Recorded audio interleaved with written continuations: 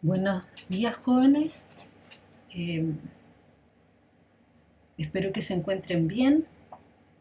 Sé que se está haciendo un esfuerzo por parte de la comunidad para atenuar un poco las complicaciones de la ausencia en las clases. ¿Mm? Entonces, a modo de, para apoyar esta situación, vamos a grabar esta clase sobre la Orestiada, principalmente relacionada con lo que debíamos ver al comienzo, cuando les di el libro, ya teníamos que hacer este momento previo a la lectura, donde debíamos investigar acerca del contexto de producción de la Orestiada. Creo que llegamos hasta ahí un poco en la primera clase, ya no alcanzamos a armar lo que era el contexto de producción, así que vamos a centrar la clase en ello. El objetivo de esta clase es que ustedes logren seleccionar información relevante acerca de la Orestiada, ¿ya? Para armar o construir lo que fue el contexto de producción de la obra. ¿Por qué es importante esta selección de información? Porque cuando uno se pone a investigar acerca de Esquilo, ¿ya? O acerca de la Orestiada en sí, va a encontrar mucha información sobre estos dos elementos. Entonces tenemos que ser capaces de seleccionar la información que creamos, ya nos puede servir para comprender mejor la obra. Eh, Vamos a partir la clase con la teorización, ya, donde básicamente voy a explicar lo que tiene que ver con el contexto de producción de la obra. Ya, antes de ir a la Orestiada en sí, vamos a recordar un poco lo que entendíamos por contexto de producción. Eh, Tenemos que tener presentes que siempre, cada vez que leemos un libro, ¿ya? Estamos dialogando a través de la lectura, ya, con el autor de ese libro. Hay un diálogo entre el emisor, que es el autor, y el receptor, que somos nosotros como lectores y lectoras. Por lo tanto, en este diálogo aparecen los elementos que podemos ver en este esquema. Hay un contexto de producción que corresponde a la situación del emisor del texto, que es el autor, ¿ya? Este autor eh, tuvo una vida con algunas experiencias de vida específicamente de él, pero como persona vivió en una época, fue parte de una sociedad en particular, y además de eso, en la época en la que él o ella vive, ya hay ciertas corrientes de pensamiento, cosas filosóficas, políticas, religiosas, ya que obviamente pesan a la hora de escribir. Ya el autor no está en el aire, el autor está dentro de su tiempo. Eh, entonces tenemos lo que es el contexto de producción relacionado con el emisor del texto, que es el autor. Tenemos la obra, que es nuestro mensaje, ya si vemos la lectura como una situación de diálogo, y tenemos el contexto de recepción, en el cual nosotros somos lectores o lectoras de la obra y nos conectamos con este mensaje u obra a partir del momento de lectura. Entonces lo que tenemos que armar ahora es el contexto de producción de la obra. ¿Por qué es importante investigar acerca del contexto de producción de una obra literaria? Es importante por las dos razones que voy a explicar. Primero, porque nos permite comprender, ya al interiorizarnos acerca del autor o autora a través de la vida de él, a través de la sociedad en la cual vivió, de la nacionalidad, de la época, podemos comprender mejor algunos elementos de este tiempo en el cual vivió el autor que van a estar presentes en la obra, ¿ya? Y este comprender, manejar estos elementos biográficos, ¿ya? Nos permite ir al segundo punto, que es el de establecer relaciones o puentes entre la información que leemos por ejemplo, cuando estamos leyendo la Orestiada, y la información que investigamos cuando indagamos en la vida de Esquilo y la sociedad griega. Entonces esas dos razones, pueden haber otras, pero estas dos razones en particular son importantes y son las razones por las cuales investigamos o armamos el contexto de producción de una obra literaria. Comenzamos entonces con armando este contexto de producción. Yo les di una guía 1 con un par de enlaces acerca de Esquilo y acerca de la Orestiada. Ustedes debían revisar al menos esos dos enlaces, podían revisar otros, ¿ya? Entonces yo, a partir de los dos enlaces que puse en la guía, rescaté ciertos elementos que me parecen relevantes porque pueden permitir una mejor comprensión de la Orestiada. Partiendo por Esquilo, ya fue un autor griego que vivió entre el año 525 y el año 456 a.C. Fue un autor griego, un dramaturgo específicamente, ¿ya? Este dato de que él es dramaturgo podría en el fondo darnos a entender que posiblemente la obra que vamos a leer de él sea una obra dramática. Algunos hechos históricos que marcaron el modo en que Esquilo ve el mundo es que él estuvo presente cuando en Grecia se puso fin a la tiranía de las Pisistrátidas. Y además de eso, él participó en dos batallas relevantes que fueron la batalla de Maratón y la batalla de Salamina. Además de eso, ya hay que considerar que la sociedad griega, ya, del tiempo de Esquilo, tenía cierta percepción acerca del destino del ser humano, que tenía que ver con esta percepción de que el destino estaba ya determinado por una entidad superior, que en el caso de los griegos vienen a ser los dioses y las diosas del Olimpo. Por lo tanto, el ser humano tenía que asumir este destino. Eso es muy relevante a la hora de leer la Orestiada, porque se ve esta determinación ya del destino sobre Orestes, ya que es el protagonista de nuestra obra. Algunas características relevantes de las obras en general de Esquilo son que por lo general este autor escribía las obras en 3 libros, ¿ya? Y este modo de ordenar los libros, que es la trilogía, también es el modo en el cual él estructura la Orestiada. Tenemos también el desarrollo de situaciones o conflictos, ya Esquilo desarrolla situaciones o conflictos con mayor profundidad que lo que desarrolla los personajes, ya pone énfasis en el desarrollo de las situaciones. Pero en la Orestiada podemos encontrar, por ejemplo, que Clitemnestra es un personaje que está muy desarrollado, ya con una complejidad mayor en relación a los demás personajes. Y la última característica relevante de las obras de Esquilo es la relevancia que él le da al coro en relación a la acción de la obra.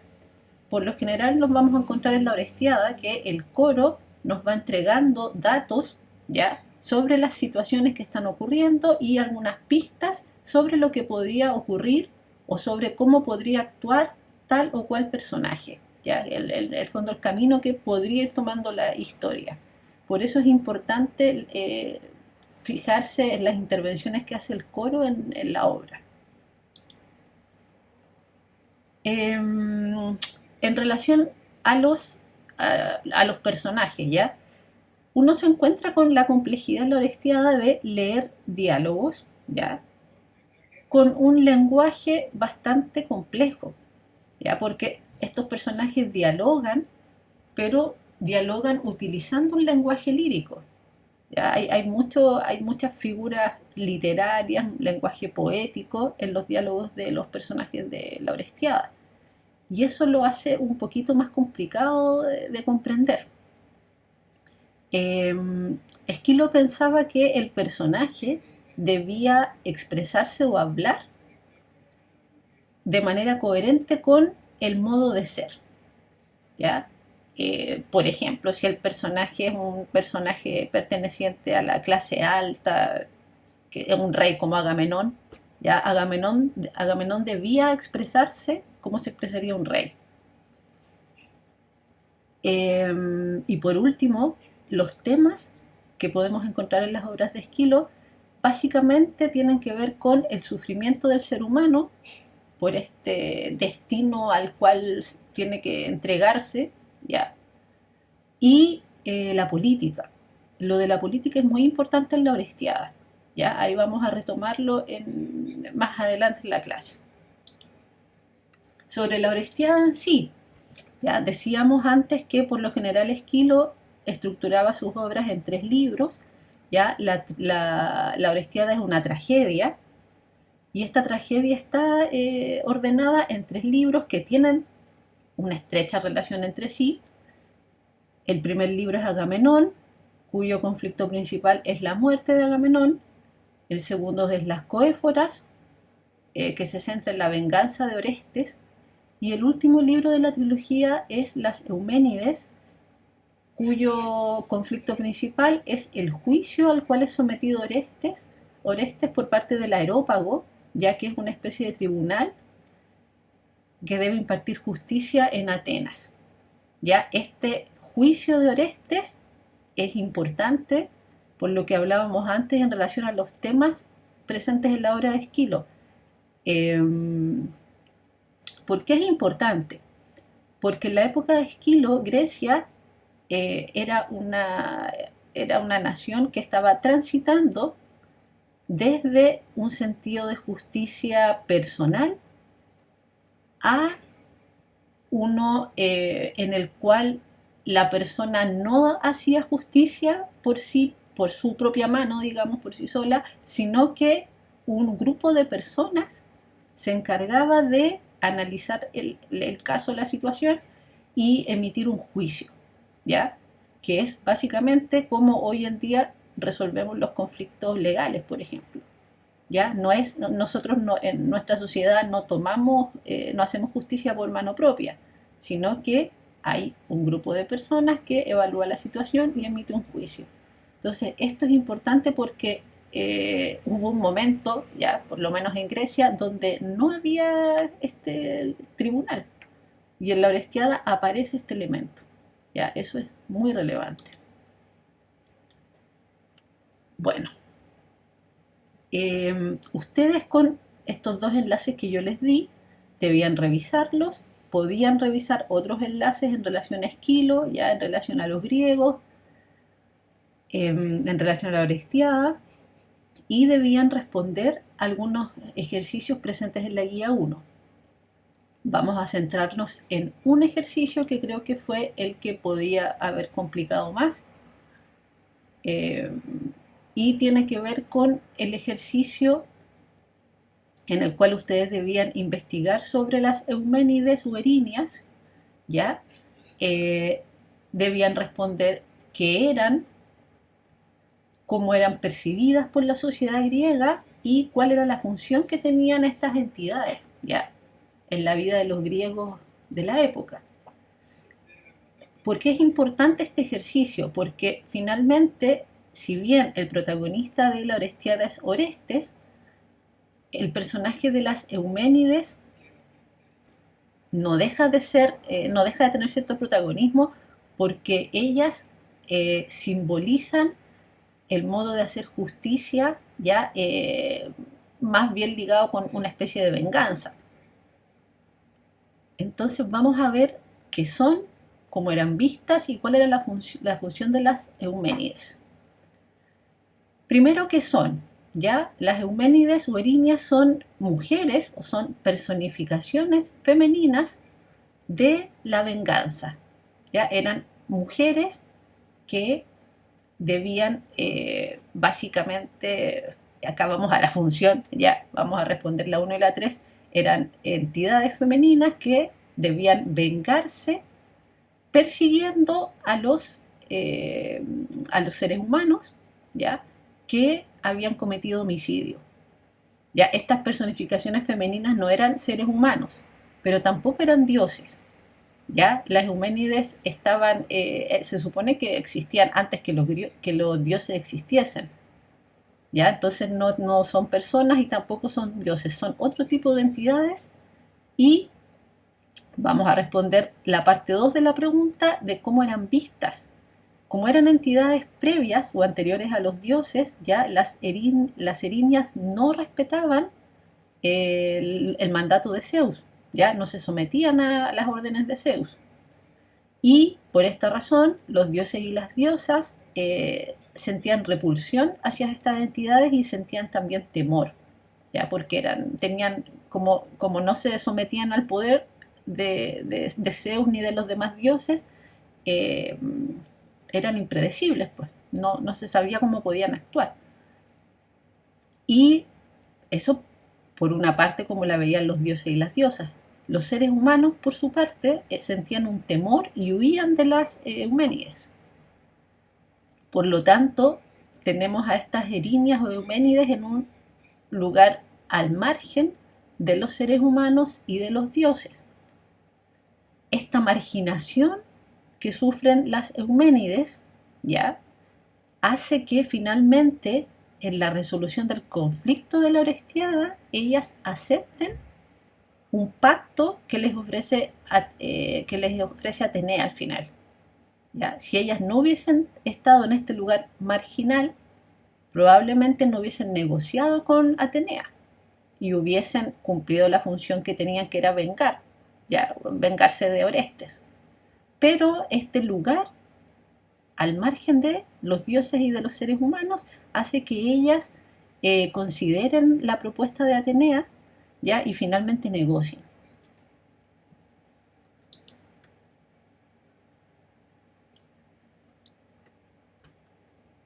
Vamos a recapitular ya para hacer el cierre de la clase.